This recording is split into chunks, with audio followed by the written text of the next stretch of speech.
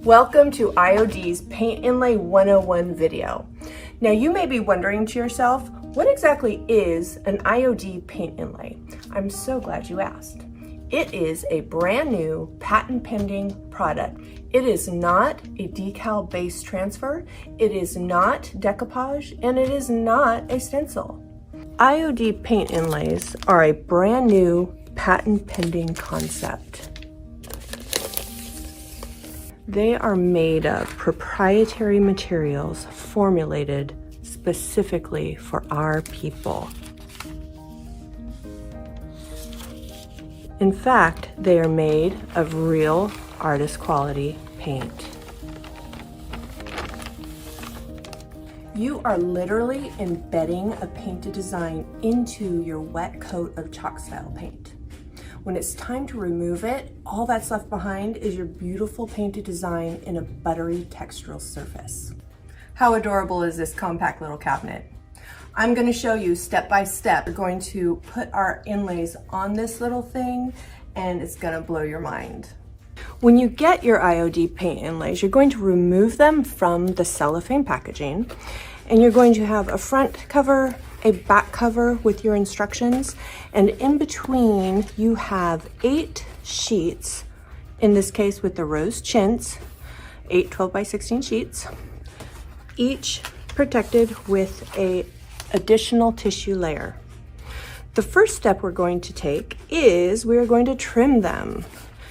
It's pretty straightforward, but to make it super easy, what I like to do is use a cutting mat, a straight edge, and a rotary cutter.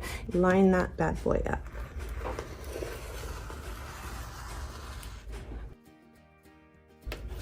And boom. Then I continue that around all of the sides.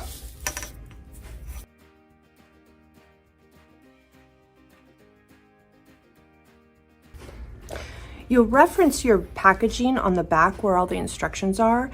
And as we can see here, there's 8 sheets, 4 of these and 4 of these. Those are going to seam together like this. The other 2 are going to line up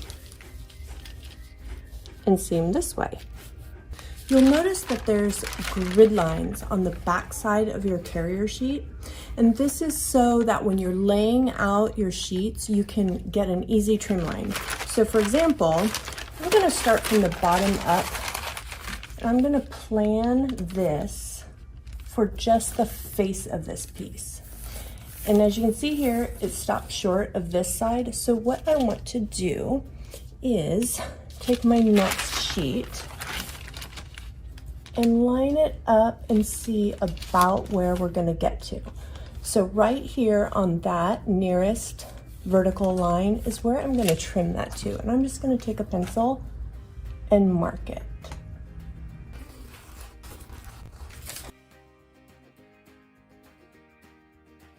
Now is the fun part.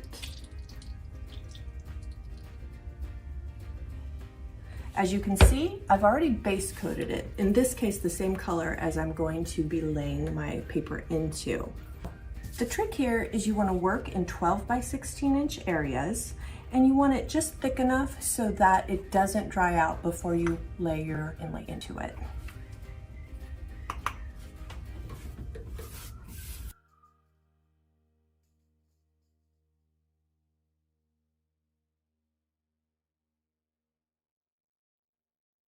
Okay, so we've got this coated, it's still nice and wet, and we are going to start on the bottom using this as our line. You'll note that we're gonna miss the bottom feet, but that's not a big deal. We can fill those in later.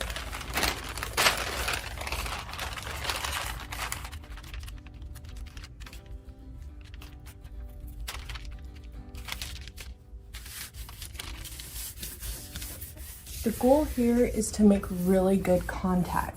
Get it really embedded into your paint coating.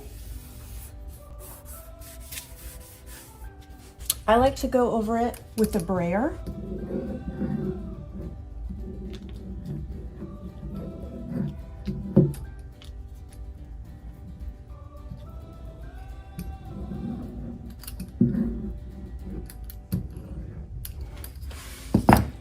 And then I like to mist it just a little bit with water or a lint-free damp cloth. That's just helping you really make good contact in that layer. You see it kind of gets translucent when you get it wet. You'll also notice that I went right over these hinges here. So what you're gonna have is it's not going to be right up against it, but if you wanna trim that, in fact, I can show you how, so that you get right up into that, you can.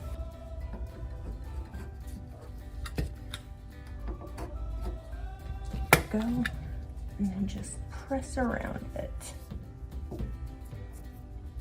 I am going to just double check, make sure my paint is nice and wet. And I'm even going to get right up to it here. And even if it overlaps a teeny bit, that's okay. So you are lining this right up in here. And remember, it's not the grid lines necessarily that you're trying to line up. It is the design itself and how it lines up.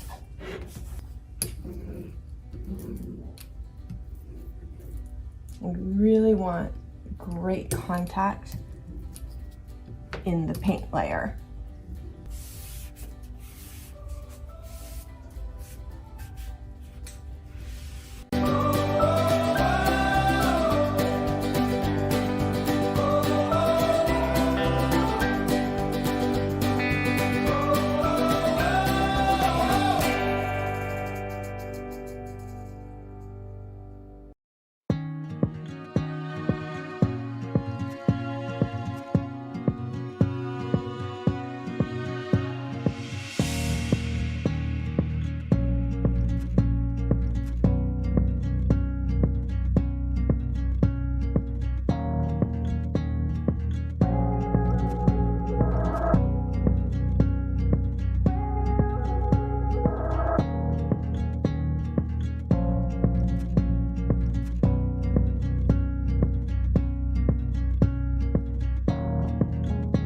We're going to let it sit, and as soon as it is dry, then we're going to go to the next step of removing the carrier paper. This will take probably around an hour to dry, depending on the conditions. You want to make sure that it is pretty dry, at least dry to the touch, because that's how the paint embeds. It really becomes one together. This is all dried, and you can tell because it's back to its kind of opaque color, and it's not as translucent as it is when it's wet, and you can just feel it. We are using a nice damp cloth to evenly dampen the surface. You don't want to overwork it.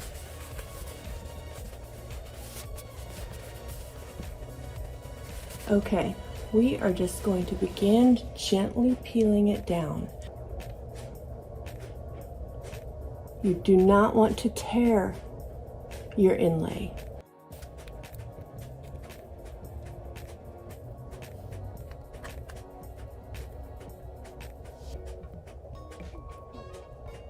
If you find that you're having to tug harder than you should, or that it's tearing, or that it just needs to be dampened a little more, go ahead and dampen it, even mid-pull.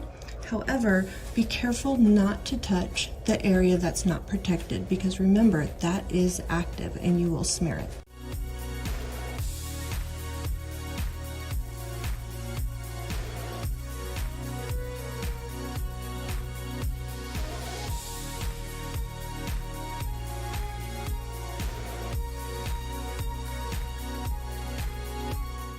Any seams that are visible in your finished piece actually add to the character and charm, much like authentic gold leaf or the paper dominoes of France. But what's cool is that because your inlay remains active until it's sealed, you can actually go in and touch up or blend or do all kinds of artistic effects. Here's a great spot to demonstrate.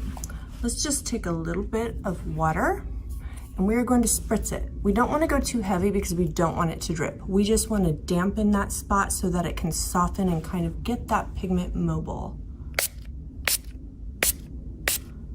I'm gonna let that sit for just maybe half a minute. Then with the damp brush, we're going to go in. We're just going to gently move some of that pigment right across that gap.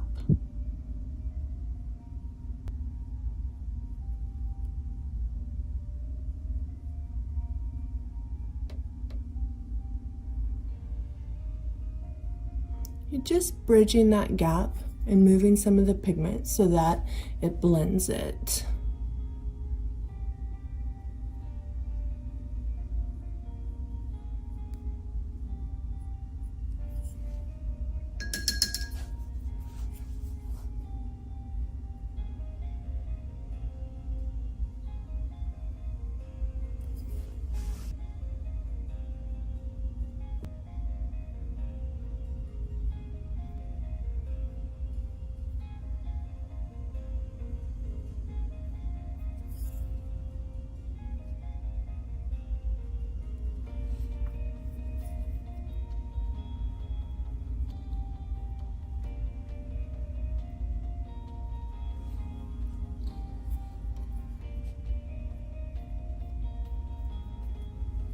If there's any seams that are standing out in a way that you don't care for, just go on in and blend them. Once your design is just as you want it and it's thoroughly dried, it's time to seal. Today I'm using a water-based top coat. Now, because this is active, I don't want to brush directly on until I've set it.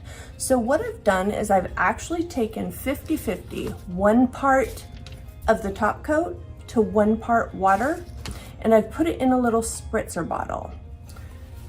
I'm going to go on and I'm going to just get that initial set with this so that after it dries, I can brush it on and I don't have to worry about moving the pigment around.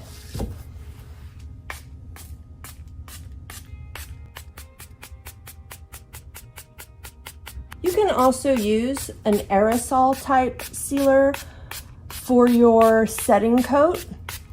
I just love the fact that this I know is completely compatible because it's literally the same finish.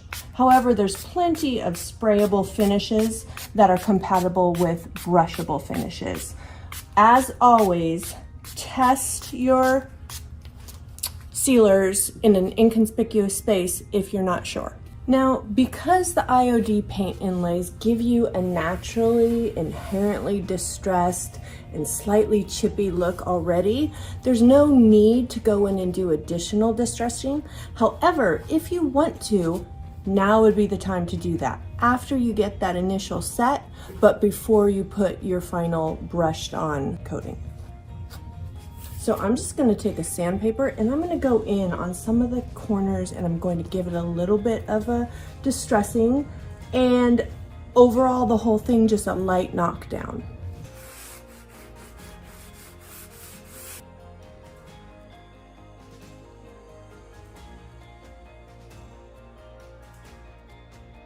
Okay, with a clean dry cloth, I'm just going to wipe down the dust.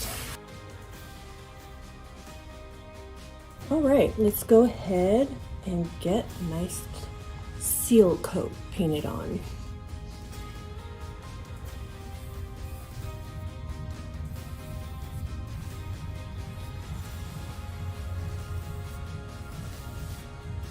Now you will notice that the color deepens, much like many of your favorite chalk type paints, as you seal it. And that happens with both wax sealers as well as the liquid top coats. And you'll get slightly varied looks from each. So you want to try different things and see what you like best. You don't want to overwork it because remember, that was just kind of a setting coat that we sprayed on. And then we actually went back in and did some distressing. So not all of the pigment is encapsulated.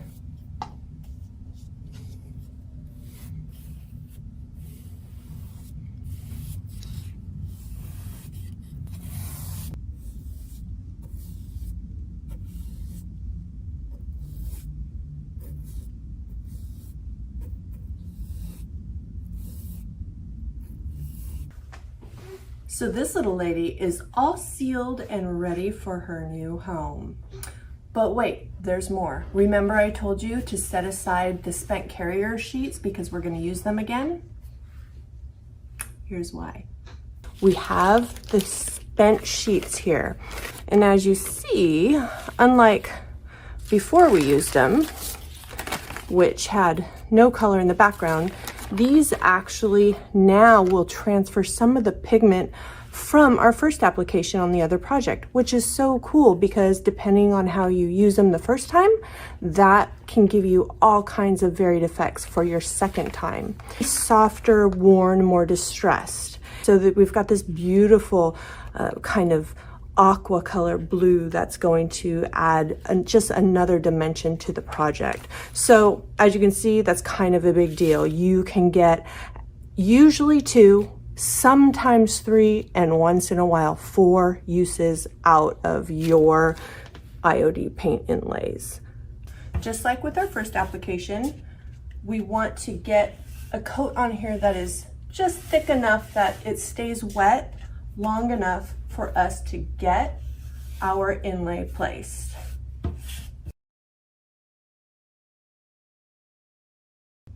We are going to lay that bad boy right in there. And notice that there were some holes because we had cut through on the hinges on the first project. Don't even worry about it. When this is all together, you'll see how all of those elements actually work together for a deliciously charming and distressed result.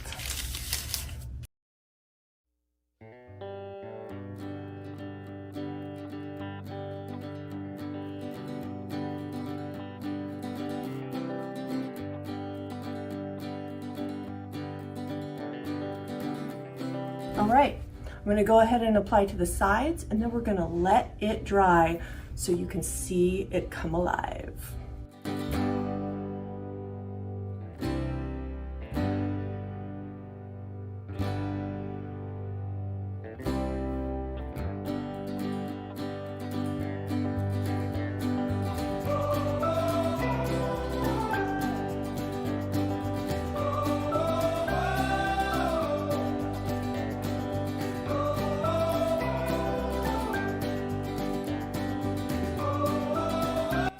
Okay, let's let this dry thoroughly and then remove our carrier paper.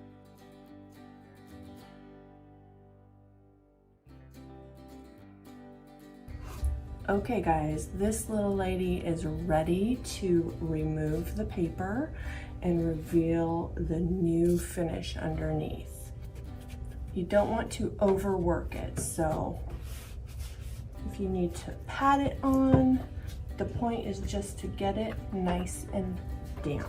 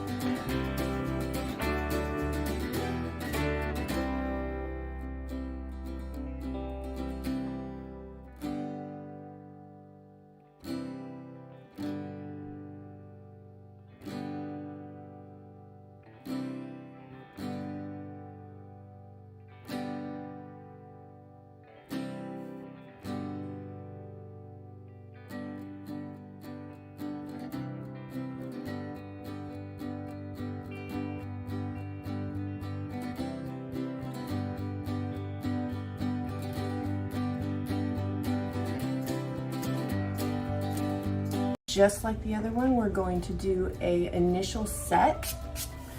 Sprayed on setting coat all dry. We're gonna do a little knockdown before we do our brush on coat.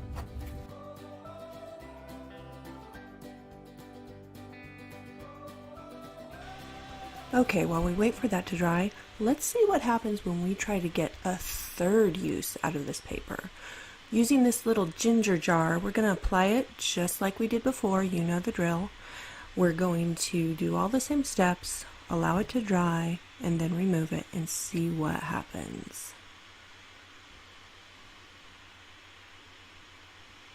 There are some different curves on this, but because the paper is pretty flexible and even has a little bit of give to it, you can kind of form it over those shoulders.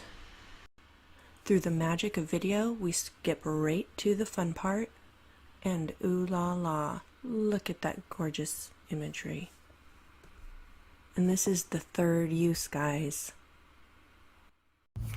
One of the most beautiful things about the Iod Paint Inlays is the rich textural results that you get. However, if you want to, you can manipulate the amount of texture that goes into your surface. And one of the ways you can do that is by pre-moistening your sheet on the back side, not on the front side. So what that does is it pre-expands the fibers so you get less expansion when you lay the sheet into the paint. So I'm going to demonstrate right now. We've taken a sheet of our indigo floral. I'm going to make sure and turn it over so that it's face down. And I'm just going to spritz the whole thing. Not super heavy. I just want to really get it to grab some of that moisture, not have it puddled or pooled.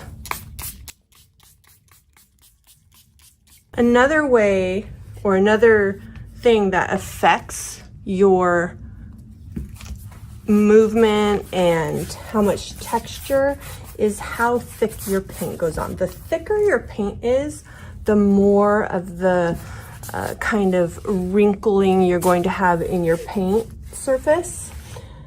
I love that look, but it's good to learn how to affect and influence how much of that you have.